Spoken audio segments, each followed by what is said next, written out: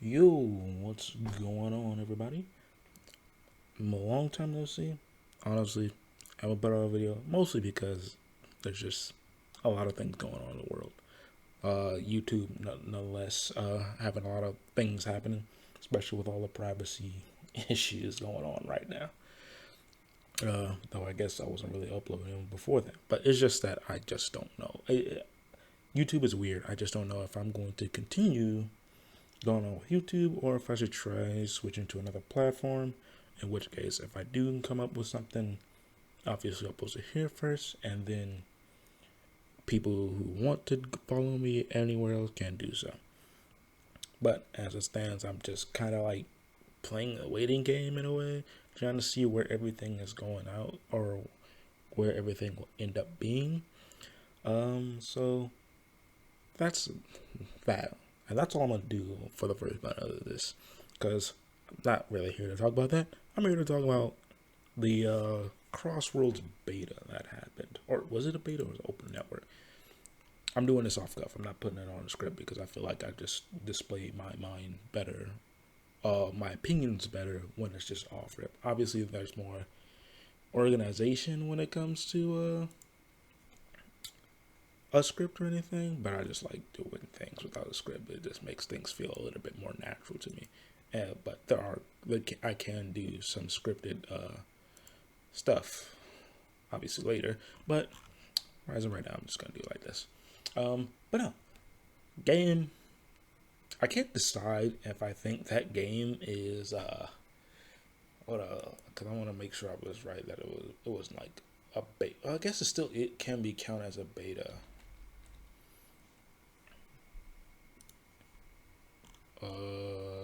I can't think doesn't. We'll call it a network. I'm pretty sure that's what it was. I'm pretty sure it was a network test.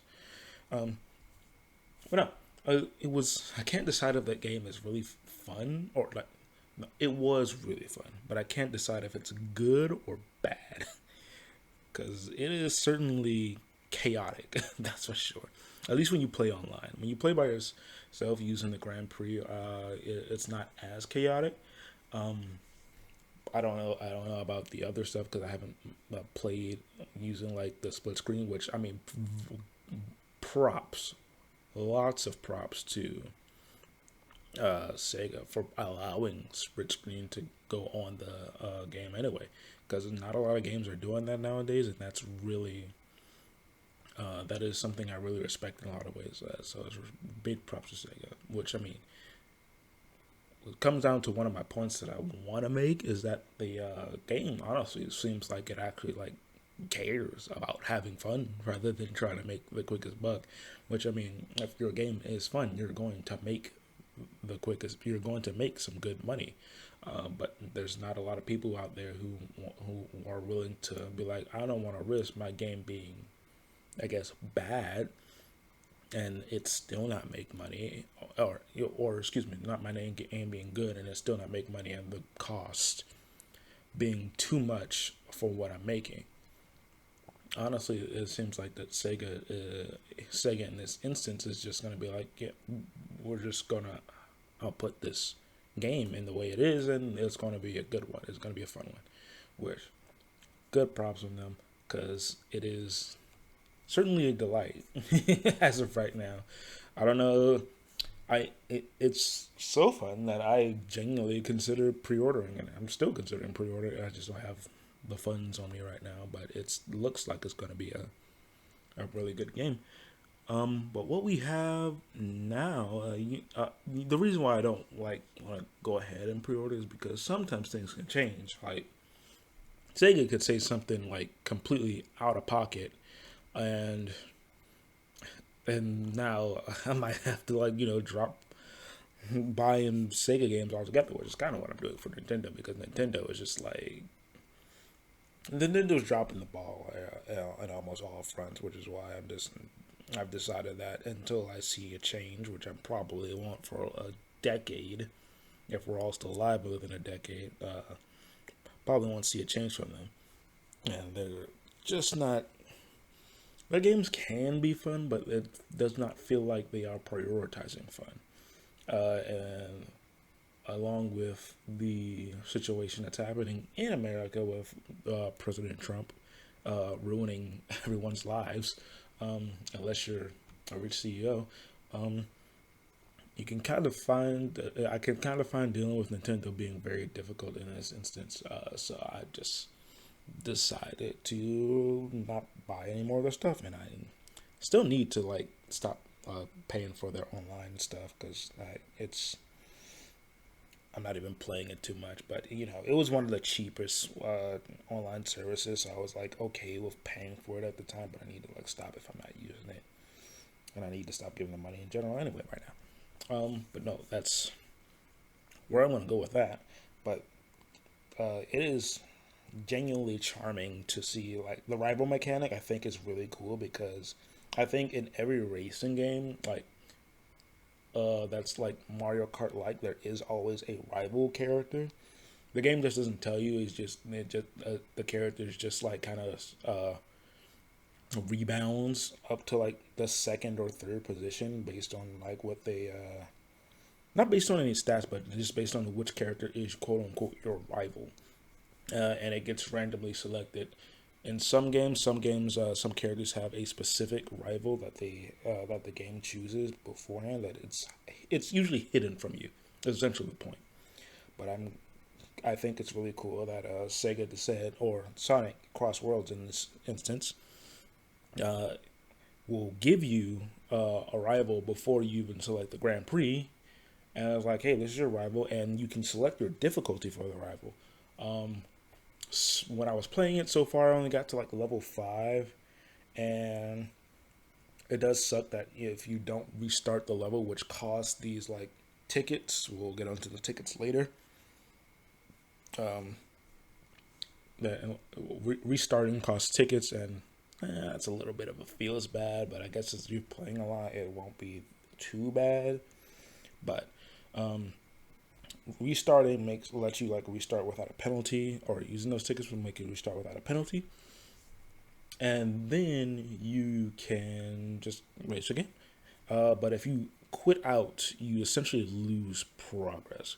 So how the rivals are, at least as far as I could gather, you basically play a Grand Prix, and then when you next play a Grand Prix, you can get a difficulty increase for your rival. Like it seems like other PCs themselves won't really increase. I don't know, because I think they're still bound to the speed that you're playing.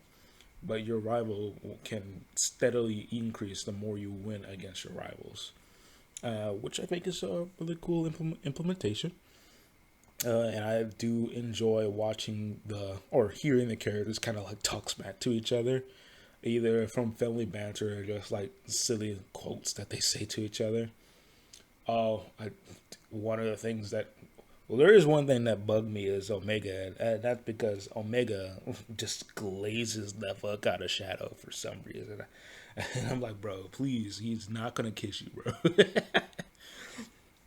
It's just so weird that Omega does that. He's like the only character that kind of does that.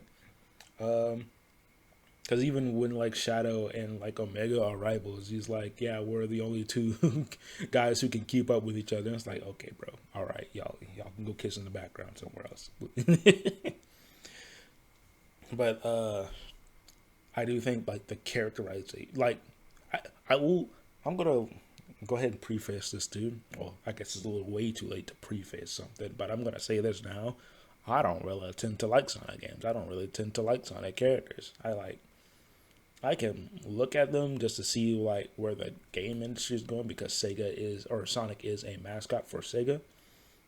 And despite having like Sega has a lot of IPs under their belt that can like have that they can use for other like mascots. I mean, like even in the beta or the network test, they had Joker from Persona in it. He was only there on the last day, I believe, and he was there as a part of like this festival mode, which is like essentially just a big online event mode that you can get rewards like in a battle pass kind of way, which I thought was also pretty cool. I think it's a little lame that it seemed to turn off the regular online function, because the regular online function, like regular races, are is probably gonna be what most people are wanting to play. You still get rewards for racing well, but I feel like a team mode event should be something that should be saved for like room games and stuff like that. But it's not, it's not bad. They're pretty good. They're pretty fun. They're pretty good, and it like fills you with a little bit of tension when you are racing and you are not only trying to get first place or trying to get your team first place, you're also trying to do little side quests and that gives you an extra bit of points. Those points are not insignificant, because I've had a couple games where I won by not going in first place, but I managed to, or me and my team managed to do enough, like say air tricks, to get the bonus 10 points for us to win the game. It's a little cool thing. I feel like it shouldn't, like, again, take place of the complete of the regular online mode, but it's still fun. Speaking of online, I said it before. The game is chaotic online, especially online. It's just gonna be a mess. Like, uh, oh yeah, and I gotta, since I can go ahead and lead this into like the what they call a license plate, I think, some kind of like power plate or whatever it is. Essentially like a bonus upgrade that you can give to your vehicles, which also leads into how customizable everything is. This game is the vehicles are super customizable. They're really great in that aspect, and I think it's going to be one of the most customizable racing games out there. And I enjoy that it doesn't feel like any like build is going to be much better than the other outside of you, unless you like somehow pull together the lowest that you can. I feel like that's the only real thing that you can do. But every time I've like looked onto the quote unquote leaderboards, which doesn't really tell you how many times they've won first place or anything like that, and plus there's really can't be a meta in a way after only like 3 or 4 days of playing. But if you looked onto the leaderboards of people who have like the most points, which is essentially like you get more if you win, but you still go up. I believe, because maybe I didn't go high enough to like start losing points, because I didn't really care for the online mode too much. I played it occasionally, just to see how it felt, just to play on it, see what it's like. It's still really fun, but I was mostly into the single player mode, because that's usually what I do when I play Mario Kart. Is that I complete all the single player mode stuff. I try to do that first, and then I try to go into all that stuff once I've done that. And because the single player mode to me is practice, and once I understand like the routing and stuff, then I go into online. Can't really do that with the network test, which is essentially just like a demo.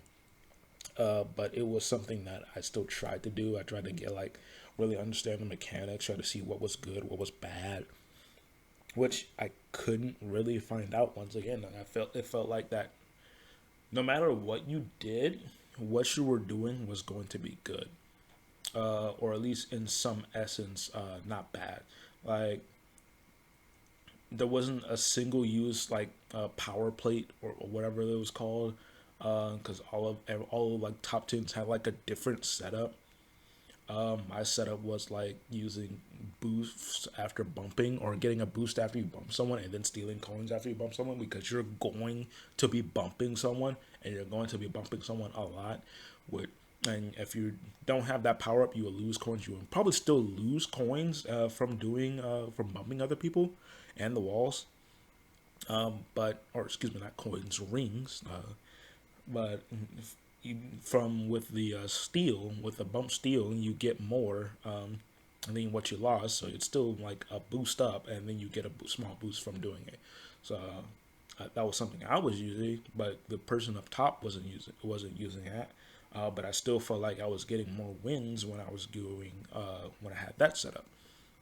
So I feel like that doesn't really matter what you use a whole lot. I think it's relatively balanced in that aspect, which can say a lot less for Mario Kart in that aspect, because there is a top tier, but it's also been out for a long time. And Mario Kart also has like these very specific quirks, like not showing the mini turbo stat, which this game does. Which when I first started, I also just assumed that the boost stat would be the most important stat, which, that probably should be wrong on my account because not all of the game is made the same.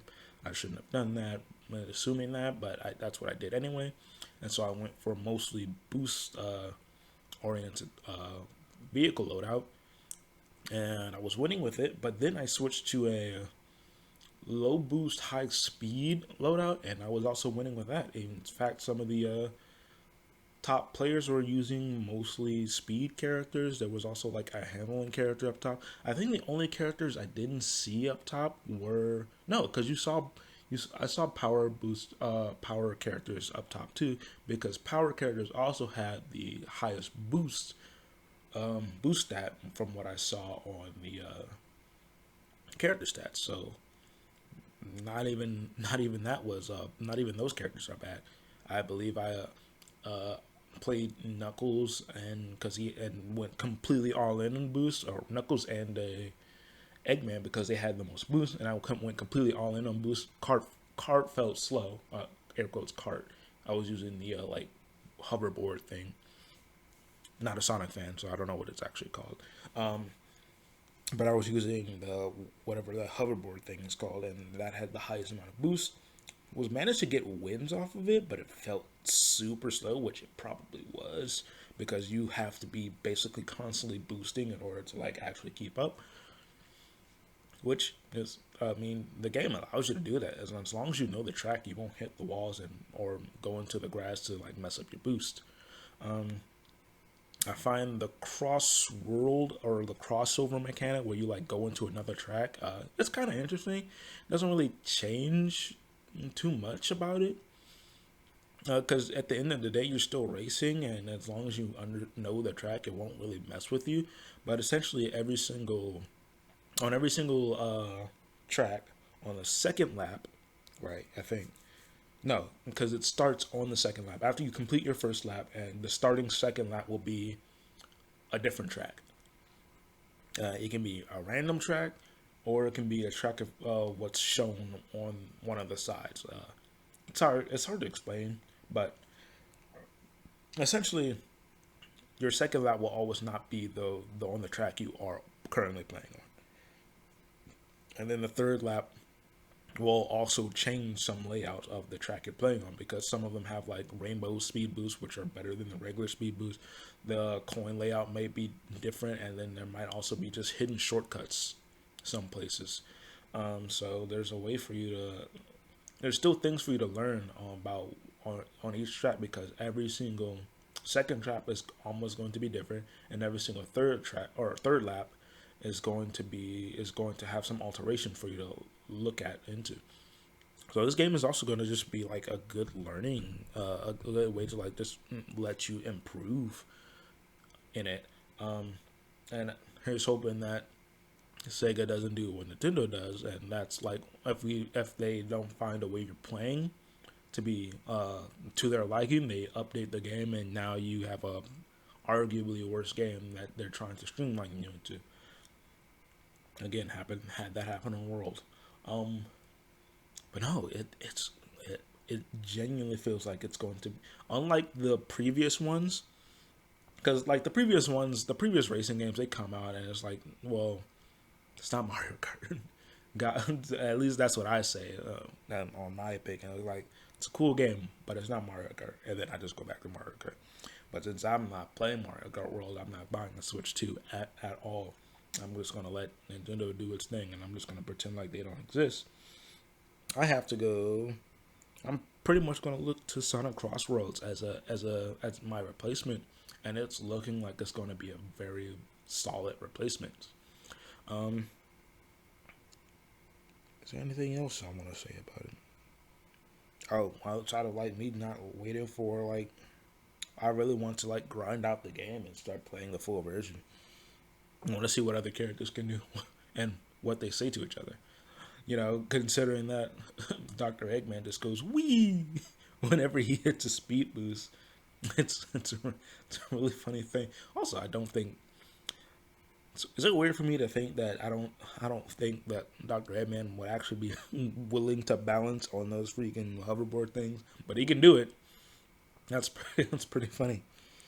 Also, I don't know if it's like it's because of it was a network test or something, but I don't like how Joker is was silent in the game. Like, because it makes me fear for the rest of the DLC characters that come in, and they just won't have voices. And now I know Joker was mostly silent in Persona 5. Like, I'm a Persona 5 fan, but I'm not. At least I don't think I'm one of those weirdos that are on some extra shit. But it feels weird to me that Joker doesn't talk like that because he has lines. Like, he has little lines like when he summons his persona, and like considering that he is in his Joker Phantom Thieves outfit, he's like he has some connection to his world, or I guess the metaverse in a way. It feels weird that he doesn't go like he doesn't say any of his like metaverse lines like "this is it" or something like that. When he throws something, he just makes like sound effects, and I think that's a really strange decision, especially since they can just borrow other lines from the game. Which, I mean, maybe they have to pay the voice actor more or a little bit more, but I feel like that's worth it to like have like Joker actually interact with the characters. Oh yeah, yeah. Especially since he has no lines when he is like facing a rival. I tested it on the Grand Prix thing, and he just the character just talks shit and Joker says nothing. That's a little it's a little odd.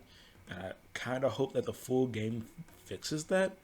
Probably won't, considering how close to release it is. But I really hope that that's something that they fix because it just feels very strange that, especially considering there's more DLC on the line. I mean, it'll make sense for like the Minecraft characters because they don't talk at all. It makes sense that they'll just make noises, but for like a genuinely human character, who has feelings and stuff like that, just saying nothing, it's a little odd. So I do, and then I hope that when like a character like SpongeBob comes in, because that's also a part of the DLC that they're bringing in, and like Aang, at least I think it'll be Aang. They just says the Avatar, but it'll be really awkward when a character's talking to them and they just say nothing, or they don't have any lines when they hit a boost or throw an item. Which is honestly, as of this moment, outside of how chaotic the game is, which is both a positive and a negative. I found myself getting upset with like how I got hit. I can get hit by a single item and then immediately move into fucking 11th place, which it's not too bad for me because I like coming back from the bottom up to the top. Speaking of which, when I played online, I never got the first, like, the pole position, which is like you start off at the first place mark.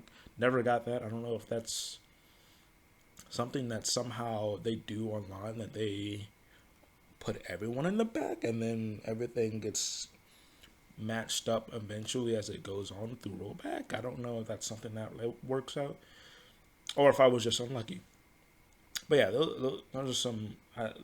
Yeah, my gripes are gonna be like the game is super crazy, which is both a gripe, a positive and a negative. Um, oh yeah, another gripe I have is like the OST is kind of odd. Like, I don't like, what is it, the Sea Temple or the Underwater Temple? I forgot what it was. The last race in the first Grand Prix, because it's the only Grand Prix that you can play. But that song was not, at least for the final lap, because it's kind of in my head, and it's just like, man, this song, it's kind of sucks. And then like the what is it? This city, was it City Escape? The rooftop run level racetrack. Uh, that song is okay. There's some really good parts and then some not great parts. And so it's like I don't understand what the sound design is supposed to do. Just some parts of the OST are just not great. I don't like the opening for the game either. I think the vocalist It doesn't sound great when he's trying to hit some notes.